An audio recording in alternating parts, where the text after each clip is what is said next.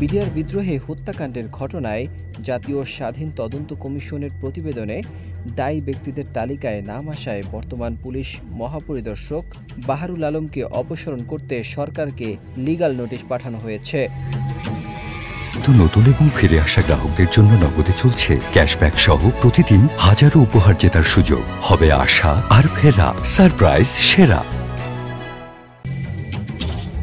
বৃহস্পতিবার সুপ্রিম কোর্টের ৩ আইনজীবী প্রধান উপদেষ্টার মুখ্য সচিব, স্বরাষ্ট্র সচিব, জনপ্রশাসন সচিব ও আইন সচিবকে এই নোটিশ পাঠিয়েছে।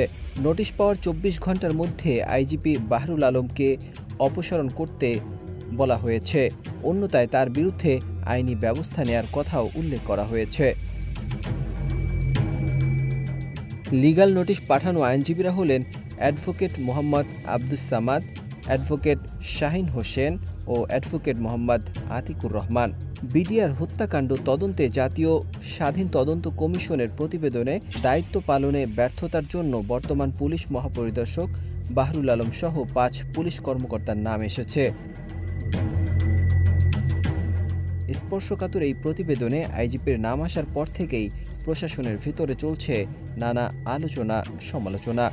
প্রতিবেদনে আইজিপির বিরুদ্ধে নেতিবাচক তথ্য উপস্থাপন করা হয়েছে, বিশেষ করে পুলিশের বিশেষ শাখায় দায়িত্ব পালনকালে তৎকালীন আওয়ামী লীগ সরকারের রাজনৈতিক এজেন্ডা বাস্তবায়নে ভূমিকা রাখা এবং বিরোধীদের বিরুদ্ধে ব্যবস্থা নিতে সক্রিয় থাকার অভিযোগ উঠে এসেছে বাহারুল আলমের বিরুদ্ধে।